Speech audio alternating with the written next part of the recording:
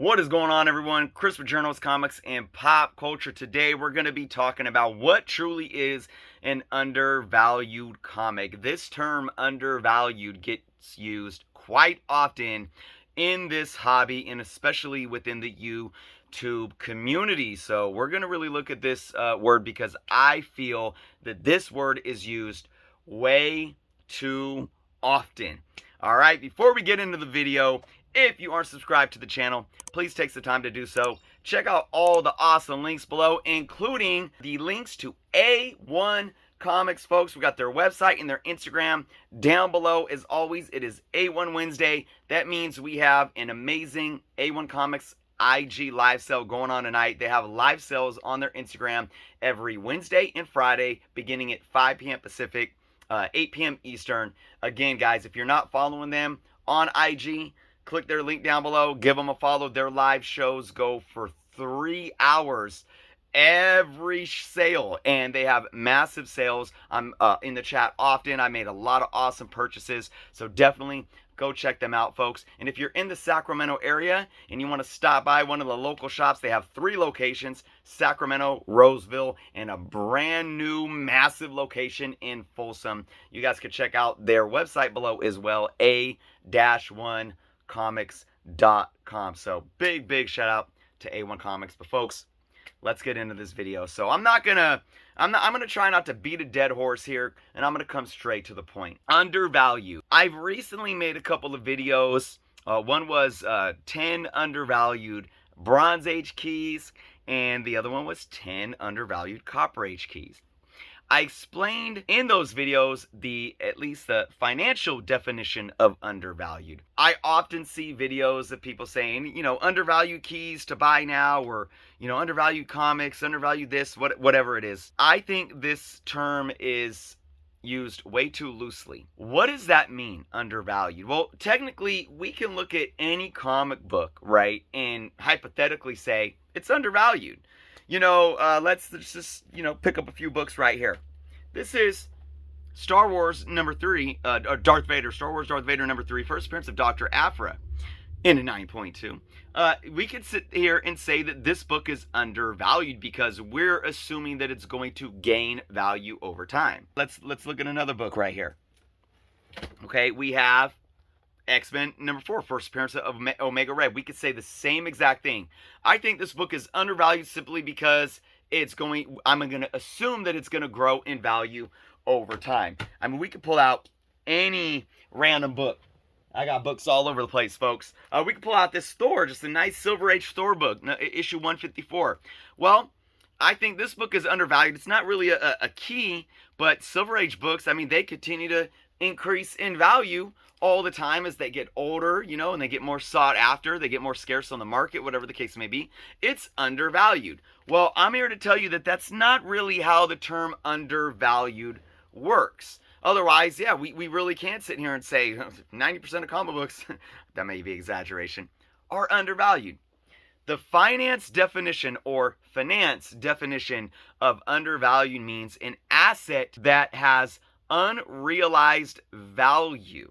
Okay, and when you look at what the word unrealized mean, that means that essentially the book or the asset in this case has value that isn't recognized on the market. So take, for example, maybe when Apple came about, in the late 70s, early 80s, and Steve Jobs was doing his thing before they kicked him out, before Apple kicked him out.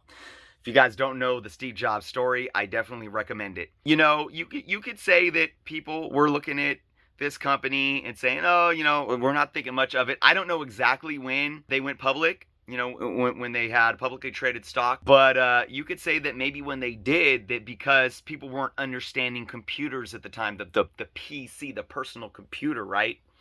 Maybe investors said, no, I'm not going to invest in that. It doesn't make sense. It's, maybe it was too ahead of their time.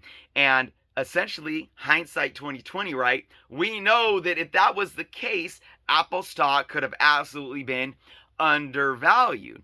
Now, we can look at a stock being overvalued as well. So, for example, you have a company, a startup company that maybe they even have big investors. They're putting millions of dollars into this company, and they're like, maybe they're into AI or something futuristic, and they're hyping it up. They're going all to the media outlets, and the papers are saying this new company is set for greatness. Da, da, da, da, da. And they go public, and investors flock to the stock. The stock balloons, but then it doesn't pan out for whatever reason, and the stock can plummet. That's when the stock essentially is overvalued and investors take a huge loss, right? So we can relate that to comic books. We could say that comic books can be undervalued and overvalued, but the essential key to understanding what undervalue mean is intrinsic value. And I've talked about this before, and I know it's a very fine line, but an intrinsic value really exists within the comic book already, right? So let's take an example of X-Men number 4. Would you say that this book is undervalued or overvalued right now? Personally, for me, I would say this book might possibly be overvalued right now, because what drives undervalued and overvalued is an extrinsic factor or variable, okay? So say, for example, a stock, like a startup, maybe they had some big, maybe the ex-CEO of PepsiCo, or somebody that's known that has tons of money, and they're just dumping millions of dollars into the startup. That's going to make the public see that and say, oh, that CEO is backing this company. Man, that must mean it's going to be a success. Nope. So now that factor is an extrinsic factor. Just because a big $1 million headpiece is getting behind a company doesn't mean the intrinsic value of the company is there, right? It doesn't mean that whatever product or service that this company is doing, doesn't mean that their management is the proper management to run this company, to see longevity and all these things. So investors can get fooled by smoke and mirrors of, oh, well, there's big money involved, there's big names involved. Like, oh, Jay-Z's investing in CGC, right? It doesn't necessarily mean anything for the business and how the business is going to run. It's just a big name, right? So for this, I might say that this book could be slightly overvalued right now because of an extrinsic value. And what's that extrinsic value? Or property, should I say? The extrinsic property was that we assumed that Omega Red was going to appear in Falcon and Winter Soldier, or just show up in the MCU, and there's been no sign of that yet. So that's when we value this extrinsic factor that wasn't the case, and now we look at it, well, oh man, that character didn't show up. Maybe they're not going to show up. I'm going to sell this book now, or I'm not going to buy that book, and it can then drive the value down. If this book was undervalued, it would be an intrinsic value that we would look for, and that would be how awesome Omega Red is as a character. All right, so let's put MCU speculation and hype aside and say Omega Red is a character that even in an early 90s highly mass-produced book, I think is going to stand the test of time. They're going to be a character that's going to be sought after from generation to generation. That means that I think this is an undervalued book because we just haven't seen the potential of that character. All right, so that means that essentially as this character grows, regardless of movie hype, this book can increase in value over time. But there is a fine line between intrinsic value and extrinsic value, because if Omega Red was to ever show up in the MCU and we see him in a live action film, and that brings in younger collectors or even older collectors, new collectors, and we see this character on screen, and maybe they're in the MCU for a good amount of time, and that brings people into loving this character, and they go flock to the comic book, and that drives up the value. It's hard to differentiate if that's an extrinsic value or intrinsic value at that point, because we're still valuing the character, and not just necessarily the spec of the character. Oh, they're just going to show up. No, the character was done right in the films or the TV shows. The character is now iconic, similar to how we're always going to look back at RDJ and what he did with Iron Man, Chris Evans and what he did with Captain America. And I think for those younger generations, or for the generations that didn't grow up with those characters in the comic books, we love seeing those characters in the comic books now because of what these people did on screen. Hugh Jackman with Wolverine. Hugh Jackman was that icon for this character that probably brought a lot of people into the comic books, into loving this character and buying the comics. So you can now say that Hugh Jackman and what he did for almost 20 years with that character is now part of that intrinsic value of the character in comics. So let's go back to this though. Essentially, if I'm saying that this might be an overvalued book, does that mean that I think this book isn't going to continue to increase over time? Absolutely not. Now, we've seen it do this because of a lot of spec, but say Omega Red never shows up. That can come down, and it might come down a little bit hard if the character never shows up. If we're waiting 3 years and we still haven't had an Omega Red. It doesn't mean that at some point that this book can't start climbing again in 20 to 30 years from now. This book hasn't set new floors and is now, maybe 20 years from now, it's where it was at the peak of all this speculation hype. So you see, now I'm bringing it back to where just because a book might increase in value long term doesn't necessarily mean that it's undervalued. All right, so again, I know the lines can be blurred when it comes to comic books. What is extrinsic? What is intrinsic?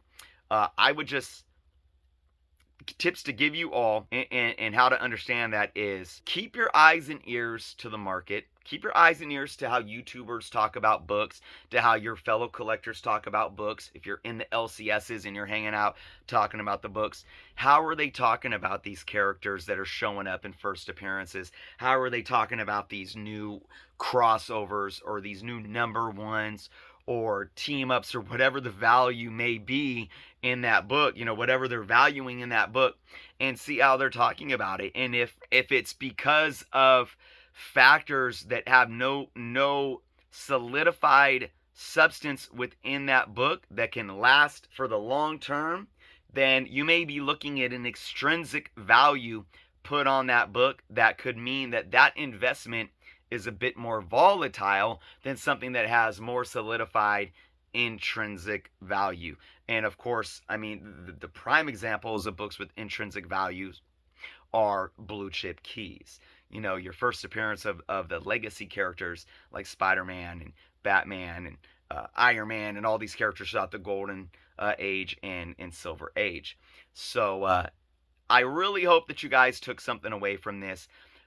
The biggest thing for me is I just want everyone that watches YouTube videos and dives into these videos, including my own, and sits there with their phone and they're waiting for a YouTuber to talk about a hot book or books that you should invest in or undervalued comics. Be mindful of the terminology that's being used by myself and by others before you make your purchasing decisions. Because look, I could sit here and say that Hulk 181 is going to continue to increase for the long term. But does that mean it's undervalued? Absolutely not. Because there's already a realized value. Okay, remember, go back to the definition of undervalued. An unrecognized value within that asset. All right, everyone knows what Hulk 181 is. The market gravitates to it because of that. So you also have to look at where the book is in its life on the market. So for example, UF4, Ultimate Fallout 4, first appearance of Miles Morales. Is that an undervalued book? Absolutely not. Do I think that book will be worth a lot more than it is right now in the long term? I do. But right now, it is nowhere near undervalued because the market as a whole has realized the intrinsic value of that book and has also probably brought in some extrinsic value and factors as well. That could be a bit of a reason why you've seen it cool off just a little bit over the last few months. I do believe it's going to continue to pick up steam though for the long term, folks. So let me know your thoughts in the comments below, folks. What do you think about the term undervalued? How do you guys recognize it when you hear it? Let me know. And again, if you aren't subscribed to the channel, please take the time to do so. And again, guys, don't forget A1 Comics live sale tonight on Instagram. Their handle is below. Go give them a follow. Do not miss out. Thank you guys for watching. Be well, and until next time.